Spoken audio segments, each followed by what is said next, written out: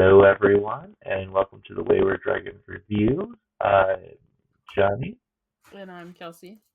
And welcome. Yeah, welcome. Apologize if I feel I'm a little nasally. I'm dealing with some kind of like head cold or something. So, Yeah. in fact, the other day I came home and I slept. I came home from work, Yeah.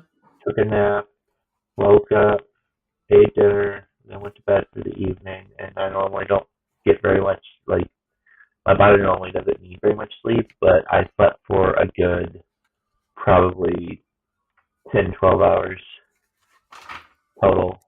And usually What? my body's like, all right, 5 to 6 hours. Yeah. So I've been sleeping more than usual, which Uh, I guess is a good thing. it's your body saying it's sick and it needs rest. Yeah, I guess. But hey, on the plus side, Yeah. so I am dying here. Um, 80% through my yearly goal on Goodreads for books. Okay. Look at you there, Nancy Drew. 2 weeks or 2 months, not even fully 2 months into the year, and I'm already halfway there. Yeah. Good for you. I don't yeah, it even means, know where I'm at. yeah, it means I took out 7 books over the past 2 weeks. Yeah, I'm at 16%. Yeah, I read Kane's Last Stand and The Emperor's Finest, which are the next two books, I think 6 and 7 of the ChildHateful series by Sandy Mitchell. Uh, it's just more, satirical. I was trying to read my own notes, and I'm like, sad or radical? Satirical space military stuff, fighting space monsters, space orcs, space demons, all that jazz. So if you're a fan of Warhammer 40K, sci-fi fantasy, or fictional war, I'd say check it out. Okay. The next book I read was Kaiju Battlefield Surgeon by Matt Dinniman. Spoilers ahead. So this book is about a down on his luck artist who's offered a contract to do an art piece based off of a video game, which is called Kaiju Battlefield Surgeon, where basically you're playing a doctor, two giant Godzilla-like creatures called Guardians who are Okay. trying to fight back a demon horde. This is another lit RPG book. The Okay. guy gets double crossed and gets stuck in the game. Apparently, there's a cabal of statistical rich people who pay to get people into this game and torture them, and they're using a modded version of the game. So the company who actually makes the game has no clue. The book, while enjoyable, is not for the faint of heart, as it addresses a number of different traumas and difficult topics, such as rape, substance abuse, and the loss of a child. That being said, I highly recommend this book, especially if you are a fan of kaiju or just weird shit in general. Also, if any of our listeners are show creators or, you know, video game creators out there, you guys should get in touch with Matt Miniman because, this would definitely be a hit. Yeah. Just hint, hint, nudge, nudge. I would totally, I'm not doing this so I can, play this game or see this on TV or anything like that. I'm just saying, people might enjoy it. Uh, the last 4 books are a series by S.A. Klopfenstein. Okay. It is the Shadow Watch series. The books involved consist of the Shadow Watch, the Rage of the Saints, the Darkling Queen, and the Well of Shadows. It was a pretty decent series, albeit fairly predictable for the most part. I would say the series could have ended multiple times during the book, where they're just like, oh, hey, here's a decent end, and then they moved it to more stuff. And I get why they did that. Yeah. They had a story to tell. You could have definitely ended the book after the second, or series after the second book, but it was fine. I enjoyed the continuation. So it's your normal epic fantasy series about a young girl who finds out that she's been hiding or holding back some epic power that just happens to be illegal because that adds drama to it. Starts a revolution by accident and ends up saving all of the world. Okay. I would say that it has a decent selection of well-rounded characters and a good basis on world building. Okay.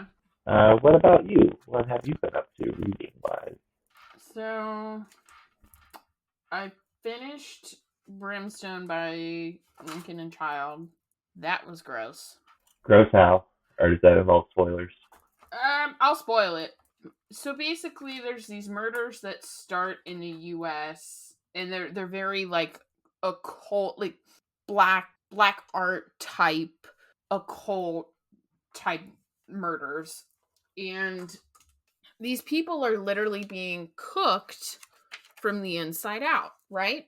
And it puzzles Pendergast, like how the fuck are these people 100 degrees but the room is cold type situations.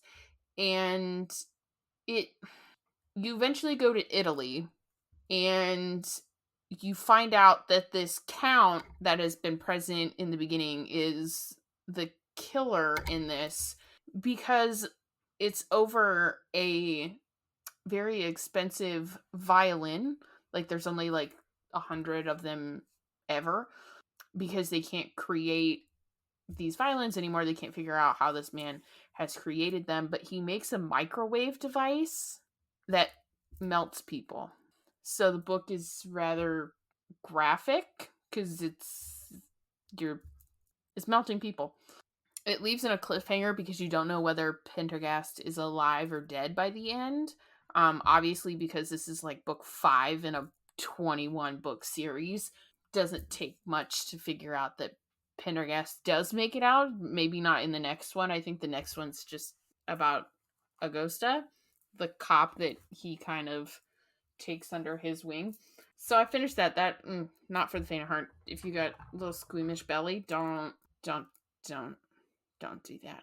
And then I read Hateful Things by Terry Goodkind. So that's the second book in the after series of like the first Confessor or whatever that main book series is. The Golden Goddess. So after the end of the book, after the main book series ends, the War Wizard basically shifts their planet and shifts the stars, so they become like another planet becomes aware of them, basically, and her name is the Golden Goddess, and she is the collector of worlds, and she doesn't understand their magic, and she's very fearful of it. She doesn't comprehend it, but she doesn't want them to live. She sees their world as like a hunting ground, basically, and they come through like as like shadow people, basically. And I mean, it's 200 pages. It was less than 4-hour audiobook. Like I listened to it basically in a whole day. I have not read the beginning series of this, so I'm gonna have to go back, because the Queen Confessor, she is pregnant in this book. She finds out that she has twins, and by a weird law, if she has a son, the son has to die. Technically, her husband, the War Wizard, would have to kill their son under her compulsion. Like normally, when a female confessor, when a mother confessor takes a lover, she can mentally manipulate the person, but because the War Wizard is a War Wizard and he actually loves her, isn't there just because he's being mentally manipulated and stuff, he will not kill their kid, their son. So it's so weird. And then I found this weird book. So if you have Audible, you know that there are certain books that are just available with your Audible subscription. Like they're automatically included in your subscription, and they're free. They're weird, like they're weird books. And I found this author, her name's Faith Hunter, and the book I listened to was Junkyard Cats. And as I have my little Garfield sitting behind me. So basically in that one, the synopsis is it's post-apocalyptic world. She can communicate telepathically with all the cats in her junkyard, right? So I was like, I gotta find what other books this lady writes, because if that's any indication, like, that's pretty fucking cool. So I finally found one of her series available at my local library, and it's called Soulwood. So the book I read was Blood of the Earth. That was weird. So, Weird how. It takes place, I'm guessing, in Tennessee, because there's a lot of Appalachian references and how they talk and stuff. So, what are you trying to say? it's a lot of Ewans. So Ewans is not Appalachian at all. I know. The character is from a cult, God's Children, that is based in the part of Tennessee where Tennessee hits North Carolina, right there, or one of the Carolinas. So there's a lot of hillbilly references. There's not really like any Appalachian references, but it's a lot of like weird hillbilly. It's not. I don't even know what you would call that. But she basically escapes a cult, and she's this weird fairy. She's not fully human, but she's not fully fairy. Like, she feeds her forest people. I mean, that just sounds like normal fairies to me. So, well, she makes a mistake of feeding it. So, the premise of the book is these people go missing. These girls go missing. And the cult backs to her property. And because she's a widow, and legally her and her husband were actually married, because her and her husband were escapees from this cult, the cult wants her property, and she's like, no, you're not taking it. This is my property, type thing. And she's very connected to her property. Obviously, it's Soulwood. It's almost like she feels everything. Every bird that moves, every kill that happens, like she feels everything. And so she becomes on the radar for this like paranormal part of the FBI. And they think this group has moved in around her property and is connected to the church that she escaped from. And these girls go missing, and then the daughter of a local vampire like goes missing, but her daughter isn't human. Her daughter is like her and is a fairy as well. So it's a lot of weird. And then there's like references to like a Celtic war werewolf type thing. It began with a G. I already returned the book, so I don't have it with me still. It was weird. Like, they're more vicious, I guess. I've never come across them. So, Ewans is specifically a term, you know, let's let this go, that was used in western Pennsylvania, like southwestern Pennsylvania. Okay. I got a feeling it was like a heavily Amish, like, yeah, that would make sense. Like, the cult itself in the book was based off of like an Amish community. That would be what I got. Southwestern Pennsylvania. But it's in Tennessee. See, So, like, yeah. One thing I figure out is she does not know her regional dialect very well. That's what I was thinking. But because it was like, they dress very Amish. The bun on the head, the skirts. Like, I got it was very Amish because part of the book is her coming to terms with the fact that she grew up in a cult and coming to terms with all of that. But like the dress and stuff, I got that it was very Amish. There's no electricity in the cult. It's like an apocalyptic type place. A lot of guns, but they also live off the land type thing. But they make references about crossing the line and going into North Carolina a couple of times. And Pennsylvania is not near Carolina. Well, actually, Is it? Because I know West Virginia. There's West Virginia, and then there's Kentucky. Am I wrong? yeah, they'd have to go through West Virginia. See? Okay, I'm not. I was like, am I wrong? No, you're right. I'm looking at the U.S. map right now. Yeah, I just don't think I'm assuming Lady Yeah. knows her regional dialects very well. I didn't think so either. But it was interesting to read the one about a fairy and about the bloodlust that this fairy has. That was interesting. I've never read about that type of werewolf that's in the book, where they find it because some of the people in the cult started drinking vampire blood, and the vampire blood makes this werewolf gene more prominent in this book world. Because it's like, it sounds like banshee, like the word phonetically, but it's like G-she or something. I don't know. I already returned the book, so I don't. I already returned it. Because that's what I do. Because I've been on the end of the wait list before for book. So I know. Because I already borrowed the second one. So she's a yin-ishi? Yin-I? Y-I-N-E-H-I. Yanai? I don't know. And then, yeah, because they make references to like the Tennessee senators and stuff. So that's why I thought it was in Tennessee. I mean, it might be in Tennessee, but it just Yeah, it's not the right regional dialect. See, if I show you this, it's gonna be backwards. So the werewolves were called GWYLLGI.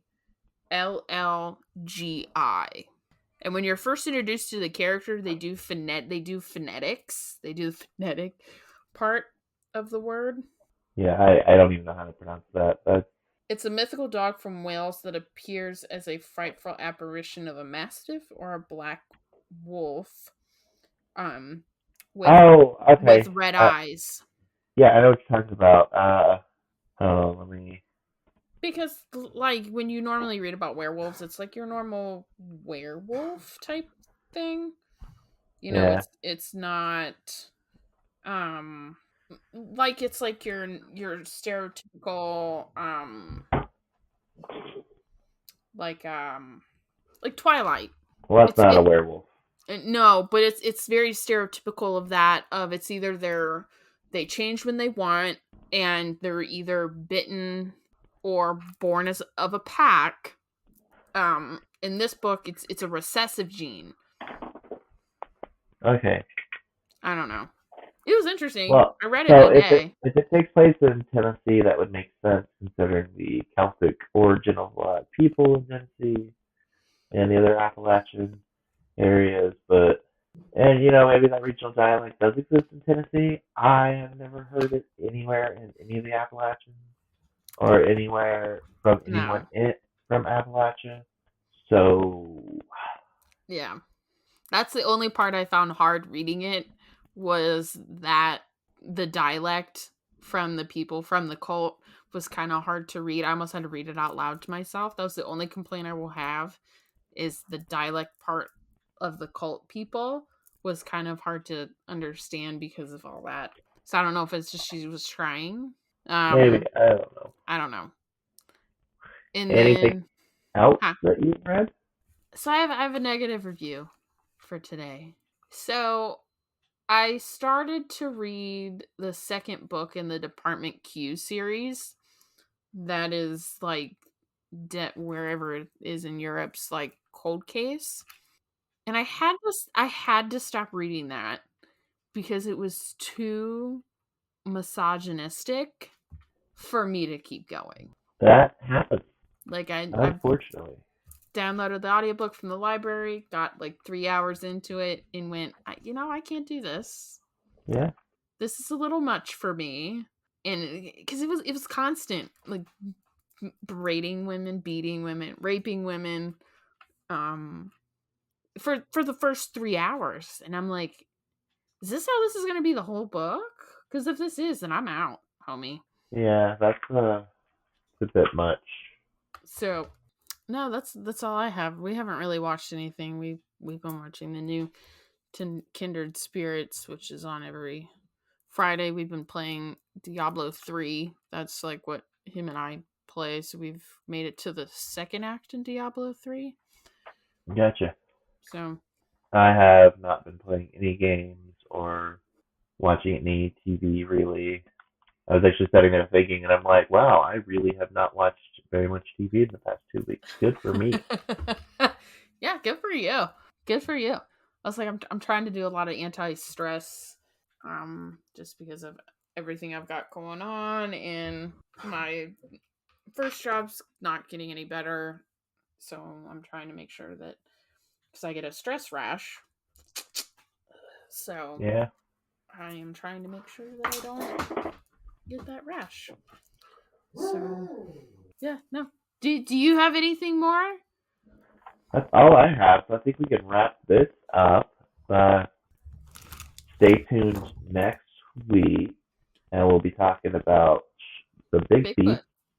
Yeah, we're gonna be talking about Bigfoot. My fiance is actually gonna join us for that episode. So yeah, we're gonna be talking about Bigfoot and all creatures like Bigfoot. There is more than one Bigfoot. Bigfoot is regional, and depending on where he's from, he's called something else. And I'm gonna try and get. I'm gonna try to get Bigfoot to come in on for an interview if I can find him. Oh, yeah. I might like.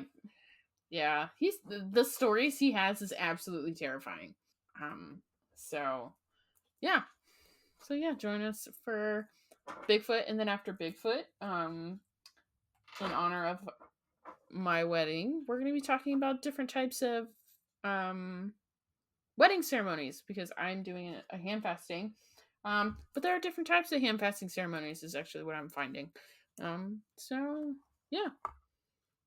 So join us next week for Bigfoot and all things that are big and scary. Because that episode's gonna be a little terrifying, funny but terrifying. So until then, I'm Johnny. And I'm Kelsey.